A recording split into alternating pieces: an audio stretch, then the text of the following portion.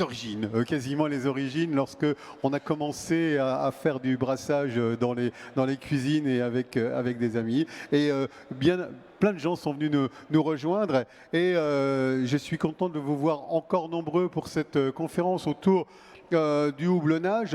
Ces questions elles étaient un petit peu abordées hier hein, sur plein de thèmes. On a eu une synthèse autour de la filière houblon, on en a parlé hier, et tu n'as pas pu y assister hier après-midi, mais c'est tout à fait intéressant de voir que cette question elle est très lourde. On en a parlé aussi des effets plus ou moins ratés, enfin des difficultés qu'on a autour de plein de produits et y compris du houblon. Et le mot houblonnage à froid est venu plusieurs fois sur cette question, sur les risques qu'on a derrière. J'imagine que ça fera partie de cette présentation. Et on est très très heureux d'accueillir Patrick Fricoteau qui nous vient du Grand Est. Hein, on est chez nous, et bien, voilà, et qui va nous parler de la face cachée du houblonnage à froid. Bienvenue. Merci.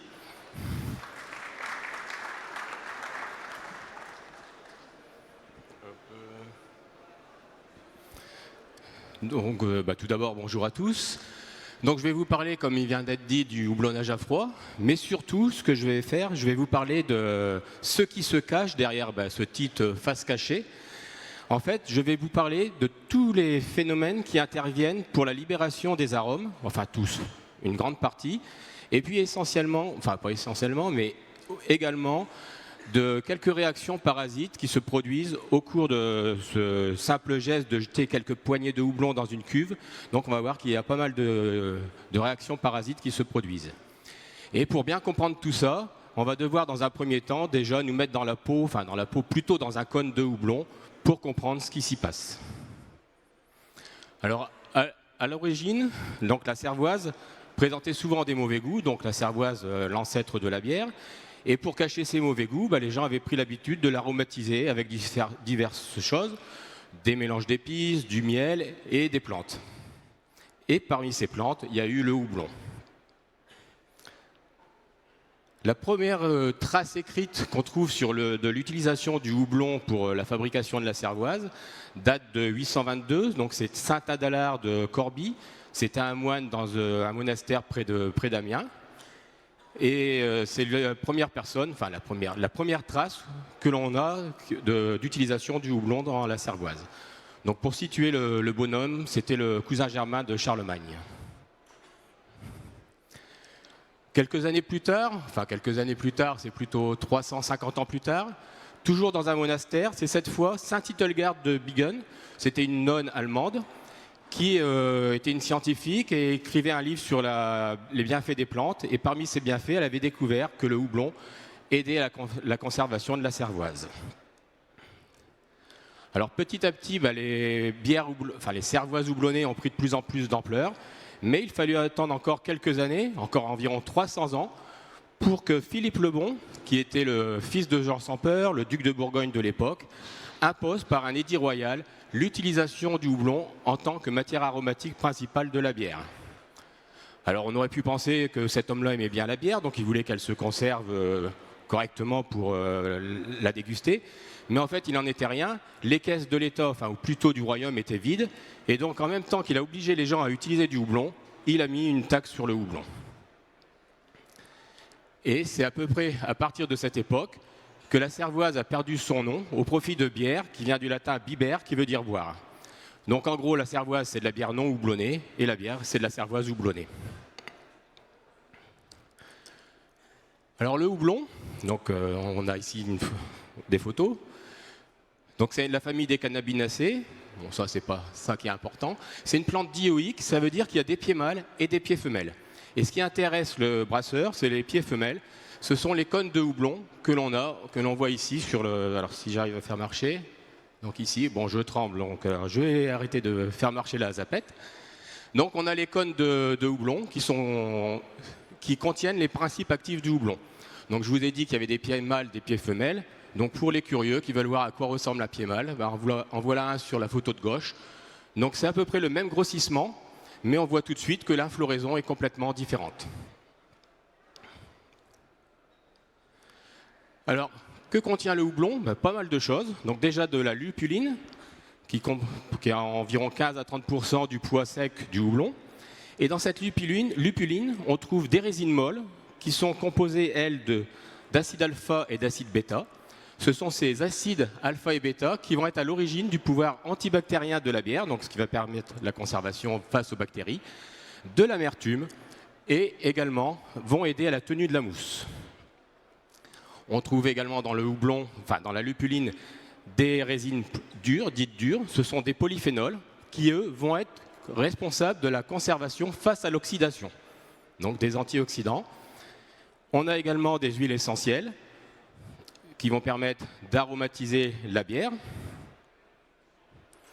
Et il y a aussi dans le houblon, dans la partie végétale, pas mal de protéines.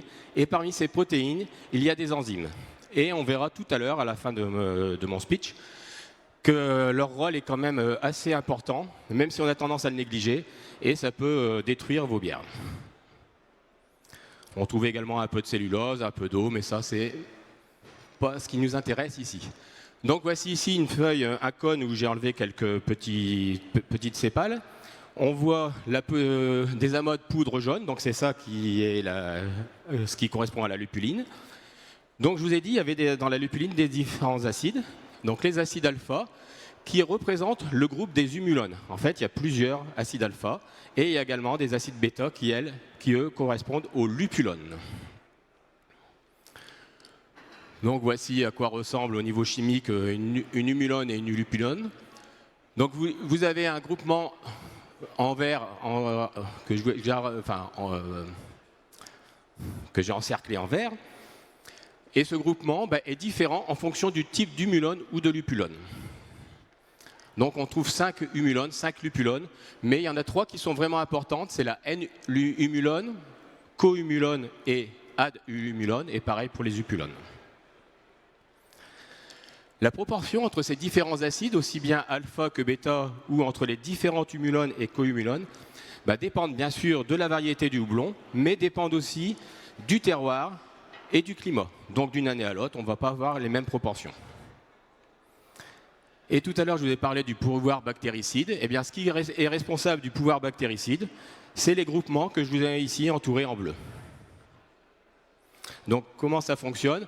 En fait, ils interagissent avec les parois des bactéries, ils viennent s'absorber sur les parois des bactéries et ils aident à l'insertion de protons à l'intérieur de la bactérie, ce qui la détruit et l'empêche de se propager.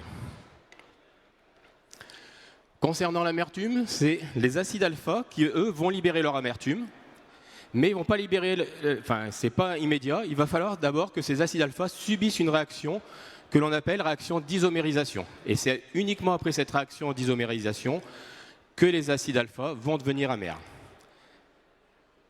Les acides alpha peuvent également devenir amers après oxydation, donc c'est un autre type de réaction. Et les acides bêta, eux, ne sont amers qu'après oxydation. Alors quand on fait une bière classique où on ne fait pas de houblonnage à froid, on a essentiellement l'amertume qui ne provient que des isohumulones.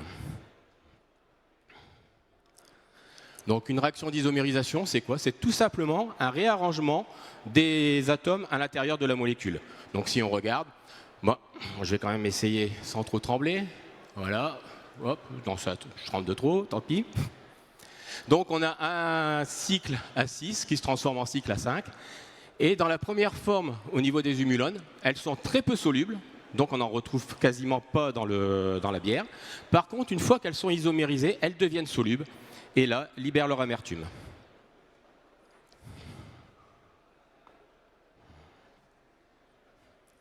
Alors, l'amertume, on l'exprime en IBU, International Bitterness Unit, avec un bon accent.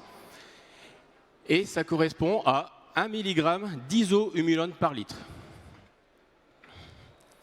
Le nombre d'IBU, en général, dans les bières, varie entre 15 et 30, mais pour les IPA, elles peuvent aller jusqu'à 100, voire plus de 100 IBU. Cependant, la perception de l'amertume ne dépend pas uniquement du nombre d'IBU. Ce n'est pas parce que vous doublez le nombre d'IBU que vous allez vous ressentir une amertume qui va être doublée. Elle dépend d'un tas de paramètres. Elle dépend déjà du type d'isohumulone. Par exemple, la N-humulone, qu'on appelle souvent humulone classique, elle a une amertume qui est plutôt douce. La co-humulone, elle, a une amertume qui est dure, donc pas forcément agréable. Et la humulone, elle a une amertume faible. Donc en fonction des proportions d'isohumulone que l'on va avoir, même si on a un même nombre d'IBU, on n'aura pas forcément la même amertume. Ensuite, il y a également d'autres composés qui vont apporter de l'amertume, qui peuvent apporter de l'amertume.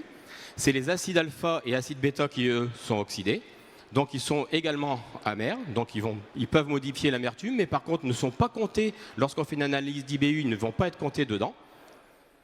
Et puis, il y a aussi d'autres paramètres qui vont influencer sur le ressenti.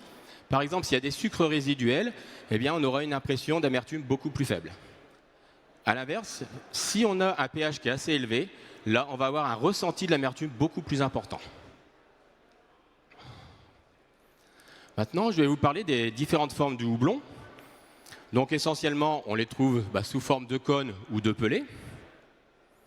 Les pelés dites classiques, ce sont des cônes séchés, broyés, puis après on les compacte.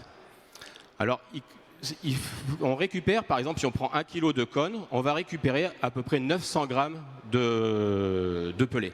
C'est pour cette raison que souvent on les appelle pelés T90. Mais on a aussi des pelés qu'on appelle T45. Donc là, le mode de préparation est un peu différent. On va refroidir les cônes de houblon. Ensuite, on va les broyer, les tamiser. Et là, on va enlever une grande partie de matière végétale. Et ensuite, on les met sous forme de pelés. Et de ce fait, on récupère beaucoup moins de matière. Donc, on va récupérer à peu près 450 grammes si on part d'1 kg de houblon. Et c'est pour ça qu'on les appelle T45. Alors, l'avantage de ces T45, c'est comme on n'a pas de matière végétale, ils vont être beaucoup plus concentrés en acide alpha et en arôme. Alors là, la conservation du houblon, ça se fait généralement à froid, sous vide et à l'abri de la lumière. Sinon, on a ces réactions que vous avez ici qui correspondent là aux réactions d'oxydation des acides alpha et des acides bêta qui peuvent se faire si on laisse notre houblon à l'air.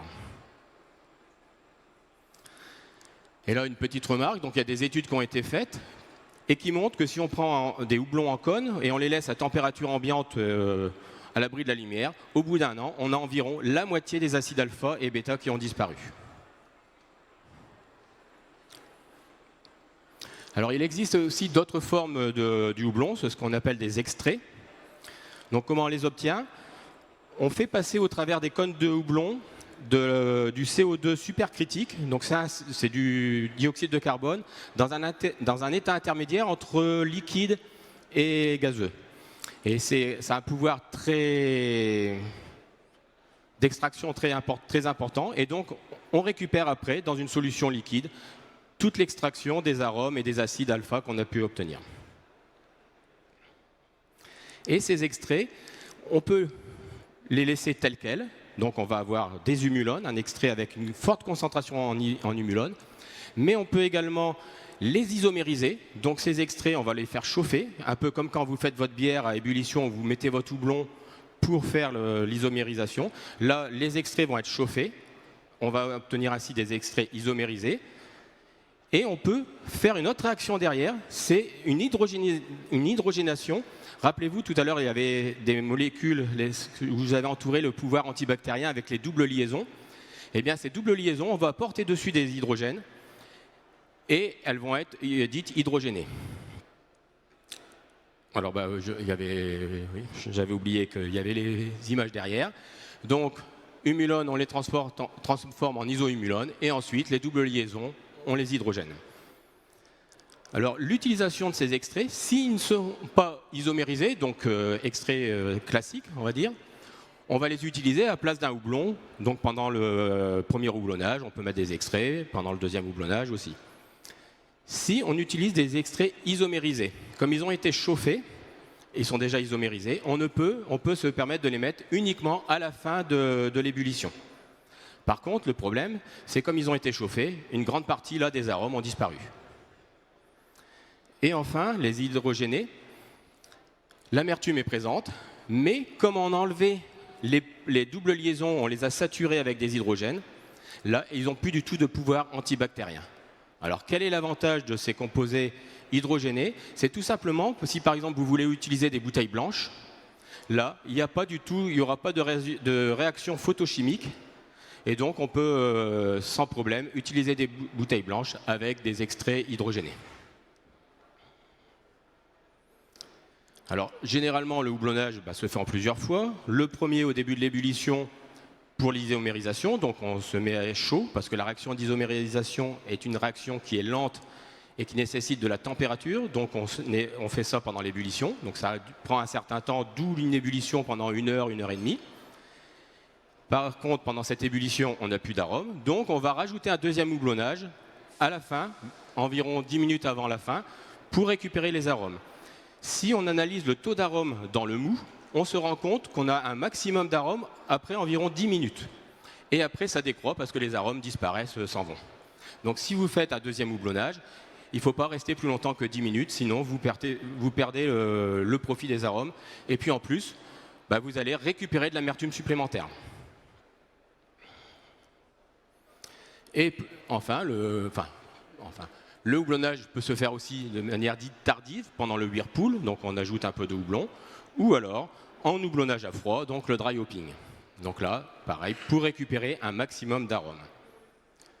Le problème de ce dry hopping, c'est qu'au-delà de l'extraction des arômes, on va avoir une oxydation des acides alpha et des acides bêta, et on va avoir une hydrolyse des dextrines. Donc ça, l'oxydation et l'hydrolyse des dextrines, j'en reparlerai dans la fin de mon speech. Et pour l'instant, on va se concentrer sur les arômes. Alors, les principaux composés aromatiques que l'on trouve dans le houblon, ils sont répartis en 3 groupes chimiques.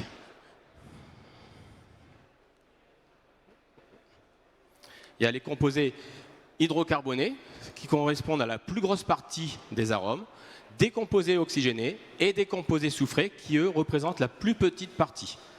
Mais ce n'est pas parce qu'ils sont en petite quantité qu'ils n'ont pas leur importance. Un composé peut être en toute petite quantité et avoir un impact aromatique très très important. Donc quand vous achetez un houblon, si vous regardez les différents composés que vous avez, il ne faut pas vous fier non plus forcément à la quantité qu'il y a dedans pour en déduire je vais avoir tel arôme dans la bière. Alors pareil, la composition des différents arômes dépend des variétés de houblon, bien sûr, dépend du terroir et dépend du climat. Alors ici, je vous ai mis quelques composés aromatiques. Il y en a plus de 250, donc j'ai mis quelques exemples pour vous montrer que on a beaucoup de sortes d'arômes différents en fonction des composés. Et si on regarde, on voit qu'on a des composés avec des arômes similaires, aussi bien dans les hydrocarbonés, par exemple ici du citron, et on retrouve aussi du citron ici dans des composés oxygénés. Pareil, on trouve par exemple des fruits tropicaux dans les composés soufrés, des fruits tropicaux aussi dans les composés oxygénés. Donc c'est beaucoup plus pratique, plutôt que de parler en termes de composés, c'est beaucoup plus pratique de les regrouper sous forme de types d'arômes. Donc ils sont souvent sous ces formes-là. Donc on a des arômes d'agrumes, mais qui vont regrouper aussi bien pamplemousse, citron, orange, des arômes de fruits rouges, des arômes de fruits blancs, boisés, épicés, etc. Donc quand vous achetez un houblon, normalement, votre vendeur doit être capable de vous dire quels sont les principaux arômes qui vont être libérés par vos houblons. Alors on les retrouve soit sous forme d'un listing, ou alors sous forme d'une roue des arômes. Par exemple ici, on voit que l'on a beaucoup plus d'agrumes ici, et aussi de fruits blancs pour ce type de houblon. Maintenant, ce qui intéresse les brasseurs, c'est quels sont les arômes, comment ils vont être libérés. Et les arômes libérés dépendent d'un tas de paramètres, c'est ce que je vous disais tout à l'heure dans mon introduction. Donc vous avez ici tous les paramètres qui vont intervenir sur la libération d'arômes. Donc je ne vais pas vous les citer les uns à la suite des autres, je vais les reprendre un par un pour vous expliquer le pourquoi. Donc tout d'abord, les arômes libérés dépendent de la forme du houblon. Si on prend des pelés T45, on aura plus d'arômes libérés qu'avec des pelés T90, et on aura plus d'arômes libérés aussi qu'avec des cônes. Alors pourquoi plus d'arômes libérés avec les pelés? Tout simplement parce que quand on les met dans le brassin, ils vont se désagréger et on aura une surface de contact beaucoup plus importante. Les pelés T45 libèrent plus d'arômes que les T90, forcément, puisqu'ils sont plus concentrés. Les arômes libérés dépendent également de la quantité de houblon. Alors on met en général entre 2 grammes et 10 grammes, donc il y a une grosse différence, bien sûr. Et les gens ont tendance à penser que si je mets 2 fois plus de houblon, je vais avoir 2 fois plus d'arômes. Mais pas du tout, parce que en fait, la quantité d'arômes augmente bien avec la quantité de houblon introduite, mais elle n'augmente pas de manière linéaire. Donc ce n'est pas parce que vous doublez que vous allez doubler vos arômes. Et puis aussi, si on met beaucoup trop de houblon, on risque d'avoir des arômes végétaux qui ne sont pas forcément agréables dans la bière. Alors, les arômes libérés dépendent aussi de la quantité d'acide alpha. Donc, la quantité d'acide alpha qui sont dans le houblon qu'on va introduire. Donc, je mets un houblon avec beaucoup d'acide alpha ou un houblon avec peu d'acide alpha. On n'aura pas la même libération d'arômes, même si dans chacun des deux houblons, on a la même quantité. Alors, pourquoi? Tout simplement parce que les acides alpha ont des propriétés hydrophobes. Hydrophobes, ça veut dire qu'elles préfèrent s'éloigner de l'eau. Et donc, ces acides alpha, ils n'aiment pas l'eau, aiment mieux forcément ce qui est huile, ce qui correspond aux lipides. Et les huiles essentielles vont avoir tendance à se coller sur ces acides alpha du houblon qu'on vient d'introduire. Et donc, si j'ai beaucoup d'acide alpha, mon houblon va libérer moins d'huile essentielle. Ça ne veut pas dire qu'il ne va pas en libérer, mais comparé à un houblon qui a la même quantité d'huile essentielle et moins d'acide alpha, il en libérera moins.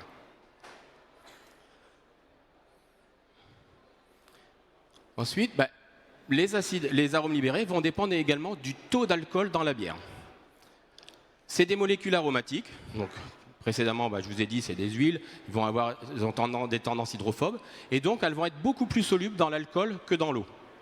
Et donc, si on a des bières fortement houblonnées, on va solubiliser beaucoup plus d'huile essentielle que si on a des bières faiblement alcoolisées.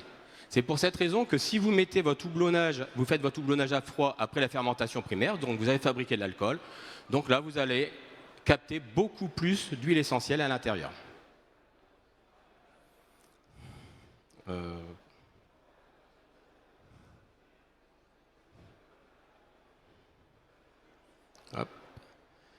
Alors, les arômes libérés dépendent aussi de la température. Donc ça paraît évident. Donc la vitesse d'extraction et la quantité de solubilisé va dépendre, enfin c'est surtout la vitesse d'extraction, de la température. Donc si vous faites un houblonnage à froid dans une cuve qui est à 25 degrés, vous allez avoir plus d'arômes que si vous êtes dans une cuve à 5 degrés. Pour une même quantité, bien sûr. Ensuite, les arômes libérés vont dépendre du temps d'immersion. Alors, la majorité des composés aromatiques, alors pas tous, mais la majorité, sont libérés au bout de 24 heures. Quelquefois, il faut attendre 48 heures pour avoir le maximum d'arômes libérés, mais au-delà de 3-4 jours, on libère quasiment plus d'arômes, donc ça ne vaut pas le coup de laisser le houblon plus longtemps.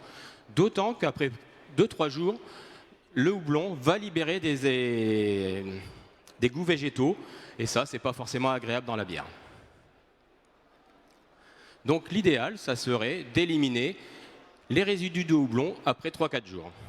Le problème, c'est qu'il faut avoir un matériel nécessaire, adapté pour pouvoir éliminer ces résidus de houblon et surtout sans faire entrer d'oxygène. Donc ça, pour les brasseurs amateurs, c'est pas évident.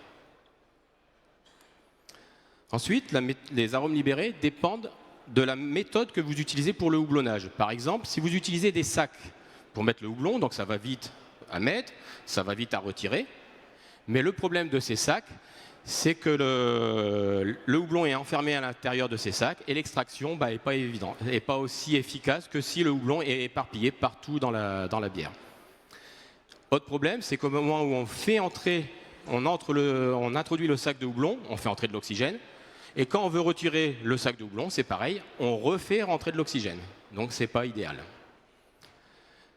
Si on utilise des pelets, on peut se contenter directement, on ouvre la cuve, hop, on balance 2-3 poignées de pelets dans la cuve de fermentation. Donc là, on fait une entrée d'oxygène, mais les pelets, on va les laisser dans la cuve, ils vont se déposer dans le fond, et là, on ne fera pas une deuxième entrée d'oxygène puisqu'on ne va pas les retirer. Par contre, c'est possible qu'on ait des goûts herbacés qui arrivent au bout d'un moment. Si on a des cônes, c'est sûr, on aura des goûts herbacés. Avec les pelets, un peu moins, mais on peut quand même obtenir des goûts herbacés. Alors, comment font les industriels pour le houblonnage à froid? Ils utilisent des systèmes qu'ils appellent torpedo ou canon à électrons. En fait, c'est un tube externe à la cuve de fermentation, on introduit du houblon à l'intérieur. Ce tube est fermé, relié à la cuve de fermentation par des vannes et puis une pompe, et on fait circuler la bière à l'intérieur de ce tube qui contient le houblon. Et là, comme on n'ouvre pas la cuve de fermentation, on ne fait pas entrer d'oxygène. Et puis quand on veut arrêter le houblonnage, il suffit de fermer les vannes. Et pareil, on ne fait pas entrer d'oxygène non plus.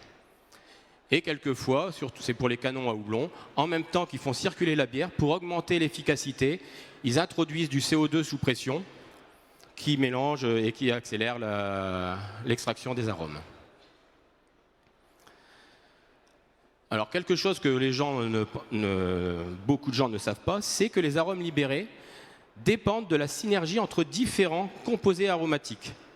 On peut avoir certains houblons, des composés qui sont présents dans des houblons, qui vont accentuer ou à l'inverse altérer des composés présents dans d'autres houblons. Donc quand on fait des mélanges de houblons, il est possible qu'on obtienne des goûts que l'on n'avait pas avec aucun des houblons, pris séparément, ou faire disparaître des goûts qu'on avait dans certains houblons. C'est un peu comme quand vous faites des accords mets-bière ou mets-vin. Il y a des accords qui ne sont pas idéaux. Vous allez prendre un vin avec un certain plat et ça va être une catastrophe.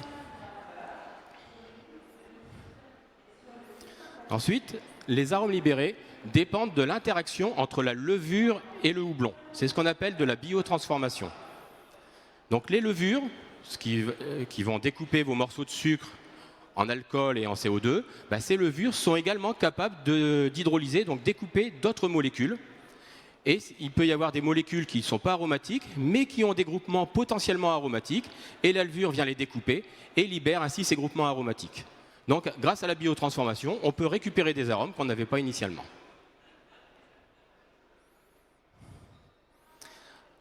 Et il y a également d'autres biotransformations, qui sont des oxygénations d'hydrocarbures, transformation de thiol, etc., qui vont libérer des arômes.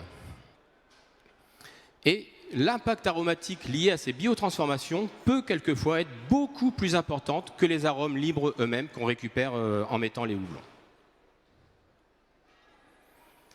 Ensuite, les arômes libérés dépendent du moment auquel vous faites votre houblonnage. Si vous faites le houblonnage pendant la fermentation primaire, la biotransformation, puisque les levures sont très actives, et comme la biotransformation, c'est essentiellement dû aux levures, donc comme les levures sont très actives pendant la fermentation primaire, on va avoir beaucoup de biotransformation. Le problème, c'est que quand la fermentation est une grosse fermentation, on a un gros dégagement de CO2, et tout le CO2 va entraîner les arômes qui sont en train de se libérer. Donc on fabrique plein d'arômes, mais on les perd parce qu'ils s'en vont avec le CO2.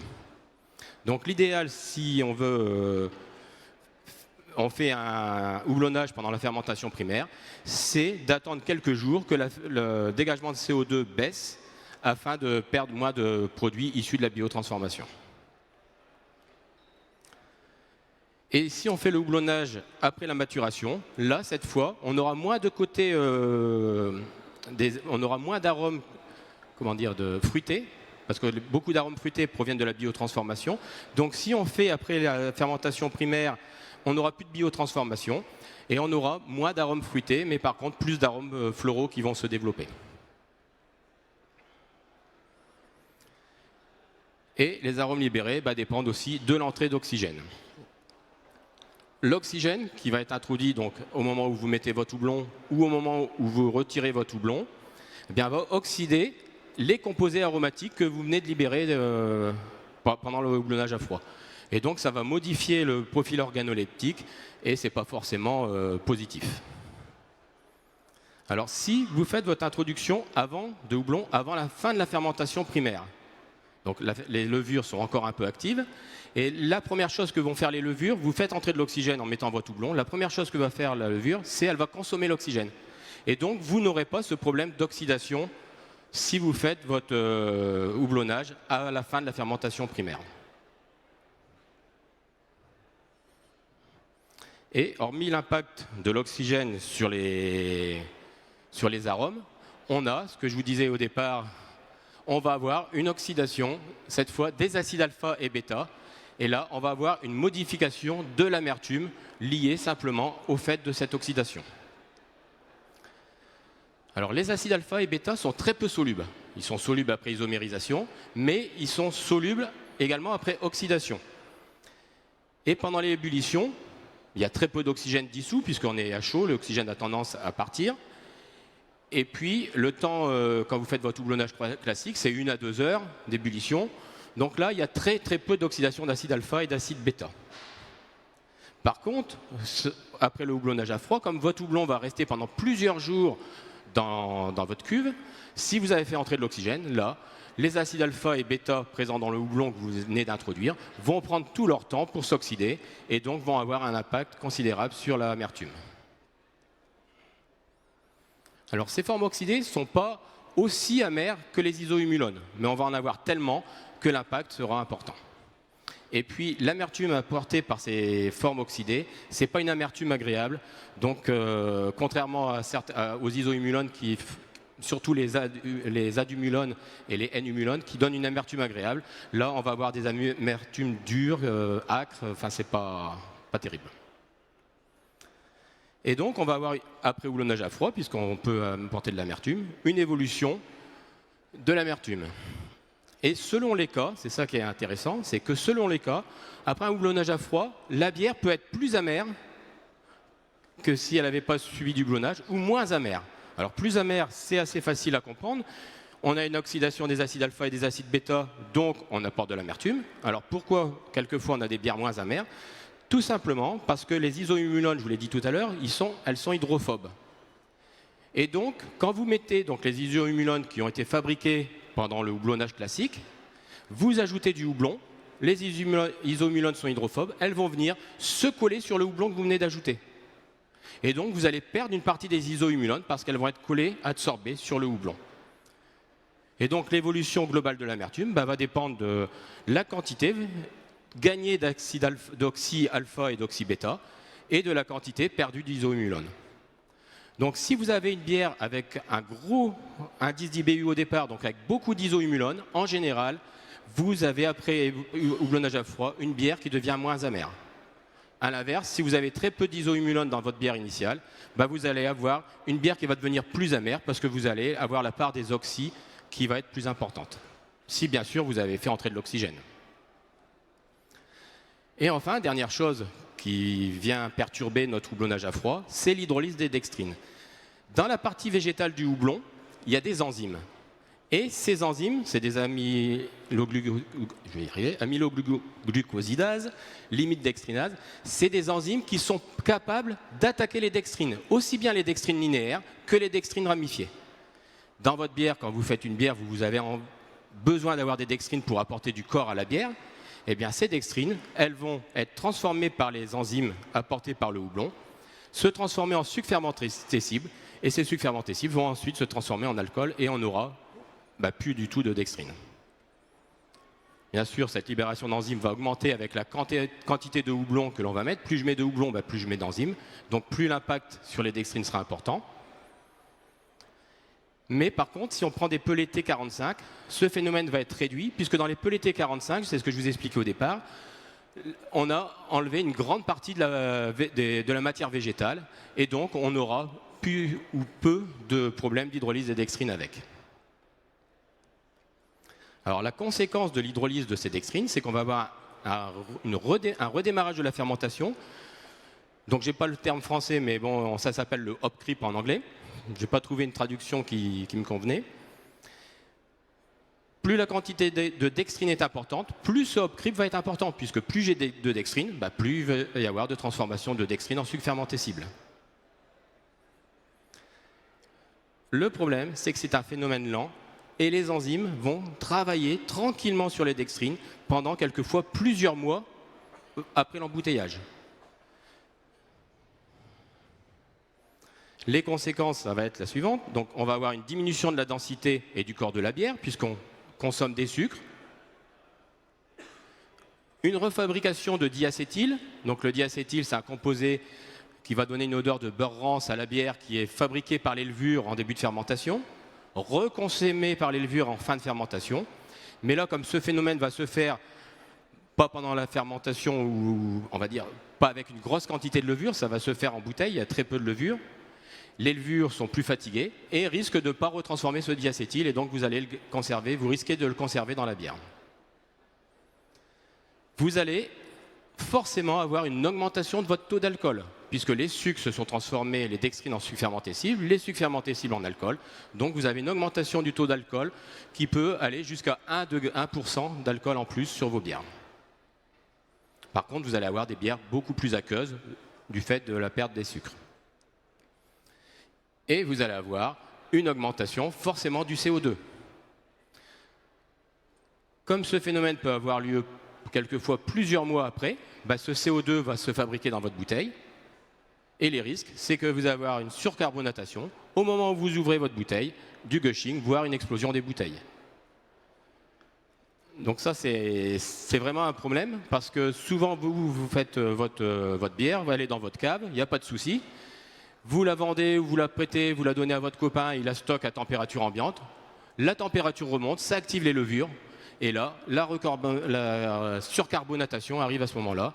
Donc vous avez tranquillement bu vos bières pendant 2 mois, 3 mois chez vous, pas de problème. Vous en passez une à un copain, il la met à mauvaise température, et là, c'est la catastrophe. Il vous dit, c'est quoi cette bière? Non, elle est bonne.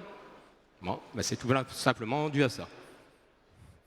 Et d'ailleurs, les premières IPA, donc elles étaient envoyées en Inde dans des fûts en bois, et ils ajoutaient le houblon directement dans les fûts. Et quelquefois, ils avaient les fûts qui se mettaient à gerber pendant le voyage, voire qu'ils explosaient, tout simplement parce qu'ils avaient ce phénomène de hop creep. Alors, ils ne connaissaient pas le phénomène, hein, c'est très récent, ça fait une vingtaine d'années qu'on a pris conscience qu'il y avait des enzymes qui faisaient ça. On savait que ça existait, mais on ne savait pas d'où ça venait. Donc forcément, au moment des IPA, ils ne savaient pas, et très souvent, ils avaient des fûts qui explosaient. Et autre évolution, alors là c'est très rapide, pendant le houblonnage à froid, on va avoir une augmentation de la teneur en polyphénol. Donc dans la lupuline, je vous ai dit qu'il y avait des résines dures composées de polyphénol.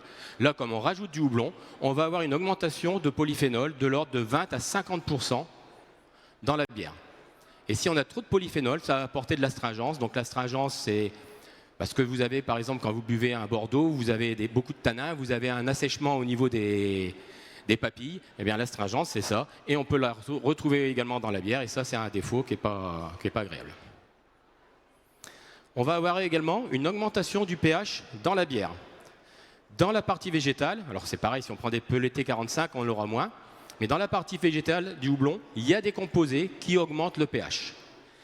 Et le pH, je vous en avais parlé au départ, en fonction, quand je vous parlais du ressenti de l'amertume, le pH augmente le ressenti de l'amertume. Donc là, on va avoir un ressenti d'amertume plus important. On n'aura pas forcément plus de molécules, mais si on a un pH qui augmente, un ressenti plus important. Et donc pour conclure maintenant sur le houblonnage à froid, donc c'est très simple à réaliser, puisqu'on balance quelques poignées de houblon, mais ce n'est pas aussi simple que ça à maîtriser, puisque vous avez vu qu'il y a plein de choses qui se produisent. C'est idéal pour apporter des arômes. Bien sûr, il faut bien choisir les houblons que vous allez mettre ou les mélanges de houblons. En fonction de ce que vous voulez, côté floral ou côté plutôt fruité, il faut choisir correctement son moment de houblonnage. Éviter au maximum l'oxygène pour éviter ces oxy-alpha et ces oxy-bêta. Et bien sûr, faire attention au hop creep. Donc, je vous remercie de votre attention. Et puis, si vous avez aimé cette petite bafouille chimique, sachez que j'ai écrit un livre avec la même philosophie sur les réactions, mais pour expliquer le brassage. Et ce livre est disponible à côté du bar, voilà, au stand. Au stand du Musée français de la brasserie. Merci beaucoup pour cette présentation d'une grande richesse. Une grande richesse, hein, effectivement, et sur un sujet qu'on ne maîtrise pas forcément aujourd'hui. J'aime bien cette présentation-là, et elle est pleine de nouveautés. Ça suscite sans doute quelques remarques. Alors, je vois l'heure qui tourne, hein, forcément, et une prochaine conférence se tient dans une vingtaine de minutes. Bon, on a quelques instants pour échanger avec le public que j'ai vu captivé, sauf j'en ai vu 2 ou 3 qui avaient passé une petite soirée un peu chargée sans doute, en d'autres choses que du houblon. Je vous remercie de l'attention que vous avez prêtée. Philippe va passer avec un micro. Voilà, il y a une question par ici, Philippe, pour monsieur qui est par là. Voilà. Il est bien sûr on, donc ça doit être bon. Votre question bien près du menton et ça sera parfait. Bonjour, Salut. mon nom est Frédéric. Je voulais juste savoir les durées maximales de houblonnage à froid en fait, parce que vous avez eu l'air de dire que 3-4 jours. 3-4 jours, c'est suffisant pour libérer les arômes. Donc ça veut dire qu'après c'est Et inutile. après, c'est inutile, voire ça apporte des goûts herbeux, donc c'est inutile. Le problème, c'est comment les retirer sans apporter d'oxygène. Donc, si on fait avec des pelés, on les laisse, tant pis. Après, l'avantage avec les pelés, c'est qu'ils vont se déposer tranquillement dans le fond. On va avoir à la fin, dans le fond de la cuve, on va voir la levure aussi qui va se déposer. Les résidus, si on a mal filtré, un peu de farine, tout ça. Et donc ça va les englober dedans et finalement après ils vont plus trop libérer de composés désagréables. Merci. Merci. Ouais. Une autre question juste derrière. Bonjour, merci pour la présentation Bonjour. détaillée et intéressante. Sur le sujet des températures, vous avez évoqué une libération des arômes plus importante à température élevée, qui peut tendre à penser que le dry hopping à fermentation basse n'est pas adapté. Pouvez-vous nous en dire plus à ce sujet ? Ça libérera moins d'arômes. C'est pas que c'est pas adapté. Il y aura simplement moins d'arômes libérés que si la température est plus élevée. Mais on aura quand même des arômes qui vont se libérer, ça c'est indéniable. Mais peut-être qu'on aura 2 fois, 3 fois moins d'arômes. Il faudra peut-être mettre un peu plus de houblon. Une autre intervention. Oui. Pardon, juste pour compléter, peut-être Ouais. différents arômes à basse température qu'à haute température ? Oui, c'est ça. On aura aussi des arômes qui peuvent être différents. En fonction de la température, les arômes, je pense que tous les arômes vont se libérer, mais peut-être certains plus que d'autres. Mais bon, là, j'ai jamais fait, donc je peux pas aller trop plus loin. J'ai entendu un certain nombre d'effets secondaires tout à l'heure. Ah Hein. oui, Et c'est le sujet de la présentation qui aura lieu juste après. Est-ce qu'il faut passer par la pasteurisation pour qu'il n'y ait pas les défauts dont on a parlé tout à l'heure? Ou est-ce que cette pasteurisation, on en parlera bien plus précisément, va gâcher tout ce qu'on a pu ajouter? La pasteurisation, oui, ça risque de gâcher beaucoup de choses. Et puis surtout, ce qui est bien dans une bière qui refermente en bouteille, c'est qu'elle continue à travailler. Même une bière classique, elle va être meilleure au bout d'1 an, 1 an et demi, qu'au bout de 3 mois. Donc si on la pasteurise, on casse tous les effets que l'on peut avoir de libération par les levures. Mais avant de la donner, Oui, vas-y. avant de la donner à mon copain, la bouteille, je la pasteurise. Tu la pasteurises, voilà. Non, tu lui dis tout simplement qu'il la tienne, qu'il la garde au frais. Ça entraîne peut-être une intervention ou deux. 5. Ah, derrière toi, Philippe.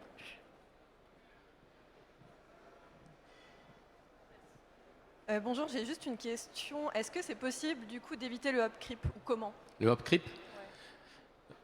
En travaillant à basse température aussi, donc ça c'est pour revenir sur la basse température, même si ce n'est pas des fermentations basses, plus la température est forte, plus on libère d'arômes, mais plus on va aussi libérer d'enzymes. Donc si on a une température plus basse, on libère un peu moins d'arômes, après on peut peut-être mettre plus de houblon, mais enfin tout se mord la queue, mais on aura moins de libération d'enzymes basse température. Et puis surtout, si on prend du pelé T45, là, on n'a quasiment pas. Ok, merci.